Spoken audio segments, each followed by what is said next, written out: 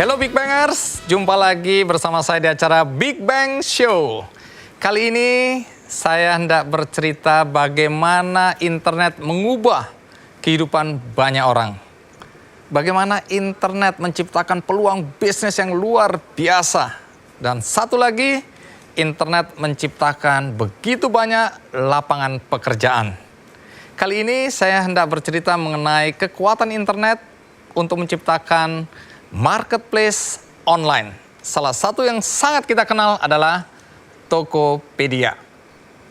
Bagaimana cerita di balik Tokopedia? Mari kita saksikan snapshot berikut ini.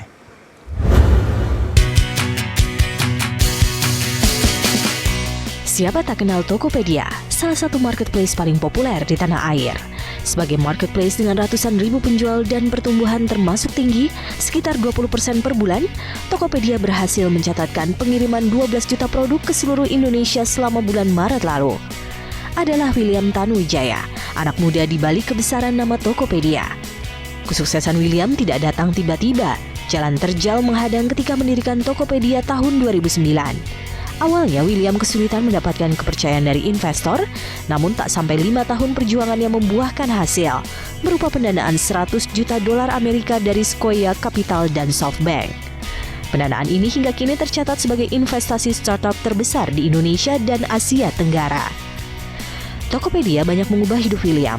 Dari Tokopedia, William mengenal filosofi bisnis ekonomi berbagi. Semangat itu pula yang ia berikan bersama ratusan karyawannya kepada ratusan ribu UKM yang menggantungkan mata pencahariannya lewat Tokopedia.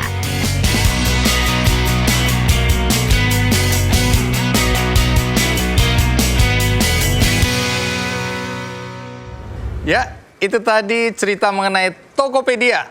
Tetapi yang menarik adalah kisah bagaimana Tokopedia lahir. Dan semua itu tidak terlepas dari sosok William Tanuwijaya. Mari kita sambut William Tanuwijaya. William, terima kasih udah hadir di acara Big Bang sebagai mentor biasanya, tapi kali ini sebagai narasumber, sebagai tamu. William, sebagian besar orang-orang di Indonesia, terutama mereka yang sudah biasa bertransaksi secara online, pasti sudah mengenal Tokopedia. Sebagian orang, termasuk saya dulu, menduga William ini anaknya orang kaya, anak konglomerat yang dengan mudahnya mendirikan bisnis dan kemudian menjadi sebesar sekarang. Boleh cerita nggak William? William persisnya ini datang dari mana? Orang tuanya dulu pekerjaannya apa? Iya, saya lahir dan besar di kota Pematang Siantar. Dulu kakek punya bisnis, namun waktu saya kecil bisnisnya kakek bangkrut. Jadi ayah saya termasuk jatuh miskin dan kita mesti pindah dari satu pekerjaan ke pekerjaan lain orang tua saya. Namun orang tua saya, almarhum ayah saya dan paman saya percaya bahwa untuk kehidupan lebih baik itu modalnya adalah pendidikan. Lantas selepas lulus SMA saya diberikan kesempatan untuk keluar dari kampung halaman saya. Kemana? Ke Jakarta. Jadi waktu itu masih naik kapal laut dari Belawan ke Tanjung Priuk. Berapa hari itu ya? 4 hari 3 malam. Oke. Di Jakarta ngapain? Jakarta ngambil teknik informatika di salah satu universitas swasta di Indonesia. Lalu biaya kuliah bagaimana nih? Iya, jadi awalnya sih bantu oleh paman juga ya. Jadi ada paman yang berada di Jakarta juga. Jadi awalnya numpang tinggal, kemudian sayangnya pada saat semester 2 ayah saya mulai jatuh sakit. Jadi saya untuk tetap berada di Jakarta mulai cari pekerjaan sampingan. Dan saat itu di sekitar kampus, karena saya tidak punya pengalaman, pekerjaan yang bisa saya ambil sangat terbatas. Di sekitar kampus menariknya banyak sekali warnet yang bertebaran dan banyak sekali warnet yang beroperasi 24 jam. Okay. Jadi saya coba melamar untuk jam malam seperti itu yang jam 9 malam sampai 9 pagi dan diterima.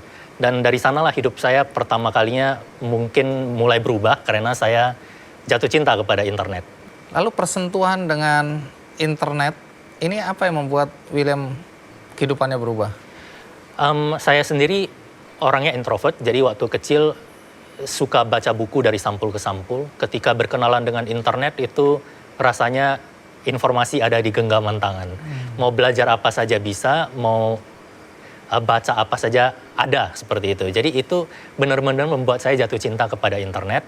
Dan karena jatuh cinta kepada internet itulah saya sebenarnya ingin bekerja di perusahaan internet.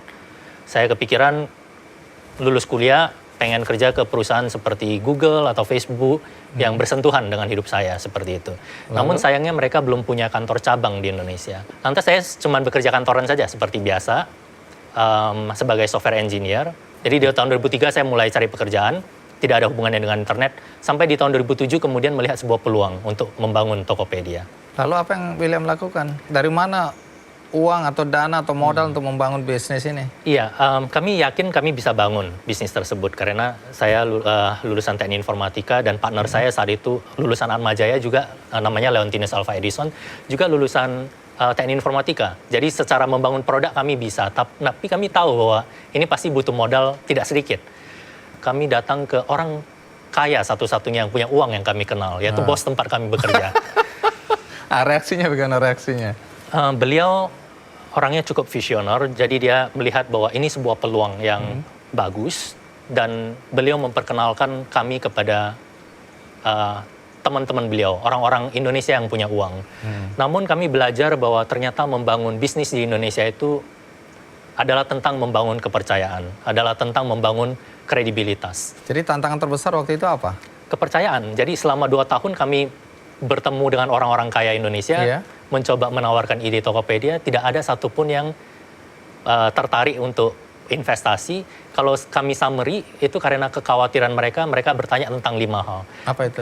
Pertama, mereka bertanya tentang, William, bisa tidak kamu sebutkan satu orang Indonesia yang sudah berhasil kaya karena mereka bisnisnya teknologi atau internet. Kami tidak bisa menemukan role model tersebut. Waktu itu nggak ada sama sekali? Waktu itu belum ada. Terus? Jadi di Indonesia kan tidak ada Bill Gates atau Steve Jobs-nya Indonesia. Terus? Yang kedua adalah ketakutan akan kompetisi. Mereka mengatakan bahwa Indonesia ini negara pasar yang begitu menjanjikan. Ada 250 juta penduduk.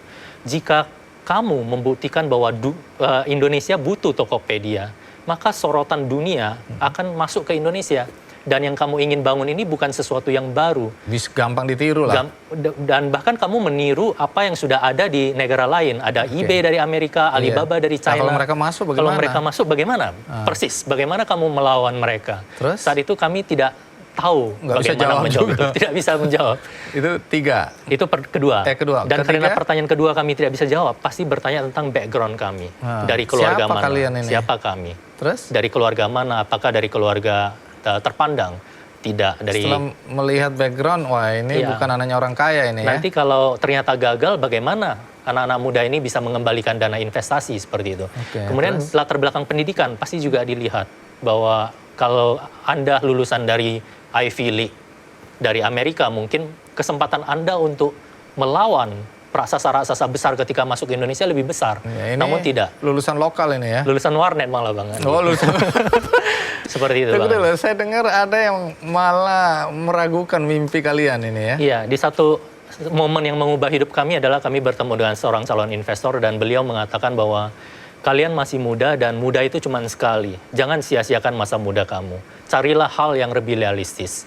Kamu bawa mimpi ini mimpi-mimpi orang Amerika. Namun Steve Jobs, Mark Zuckerberg, role model kamu ini, mereka ini adalah orang-orang yang lahir spesial. Kamu tidak spesial, jadi carilah hal yang lebih realistis. Kasian betul ini seperti ya. itu. Terus? Namun itu justru jadi momentum, Bang Andi. Momentum di mana kami yakin bahwa kami tidak boleh menyerah. Karena kami mengalami sendiri, Bang Andi. Kami ingin bangun bisnis, ternyata susah. Dan justru itulah semangat dan mimpi di balik Tokopedia. Dan kami waktu itu juga cukup sedih, Bang Andi. Tidak Kenapa? sampai 100 tahun Indonesia merdeka, Indonesia sudah lupa bahwa pendiri bangsa ini, Bung Karno, pernah menitipkan pesan bahwa Indonesia ini bangsa yang besar. Bahwa beliau mengatakan, bermimpilah setinggi langit, jika engkau jatuh, engkau akan jatuh di antara bintang-bintang. Mengapa tidak sampai 100 tahun kita merdeka, kalau ada orang Indonesia yang tidak punya rekam jejak yang baik, punya mimpi terlalu tinggi, itu dianjurkan untuk tidak bermimpi. Oke, jadi bisa diulang kalimat Bung Karno, menarik sekali. Bermimpilah setinggi langit, jika engkau jatuh, engkau akan jatuh di antara bintang-bintang. Keren banget. Dan itu yang membuat William dan teman-teman waktu itu bilang, enggak, kita harus berani wujudkan mimpi kita. Karena kita tanda kutip sebenarnya diremehkan oleh orang ya. Tapi langkah pertama yang dilakukan apa? Akhirnya dari mana itu dana? Akhirnya setelah 2 tahun, bos kami tersebut yang menjadi investor pertama. Dia memodali dan kami akhirnya bisa membangun bisnis Tokopedia. Dan dari sanalah, itu adalah tiket pertama kami bisa membangun mimpi kami. Boleh tahu nggak modalnya dulu dikasih berapa? Modalnya sebenarnya komitmennya 2,4 miliar, tapi pada akhirnya hanya terpakai sekitar 900 jutaan dan kami sudah bisa mendapatkan investor yang lebih besar dari luar negeri. William, menarik sekali ya, karena habis ini banyak sekali orang yang bertanya-tanya, William ini dari mana kok ngasih tempat gratis ya, sebagian besar gratis buat klien-klien ya, toko-toko online yang ikut jualan di tempatnya Tokopedia. Ini mereka ingin tahu sebenarnya bagaimana skema bisnisnya, bagaimana menjalankan bisnis ini, dan dari mana keuntungan itu bisa didapat. Nanti kita akan tanyakan lagi, tapi sebelum itu ada baiknya kita break, do more, do good, Big Bang.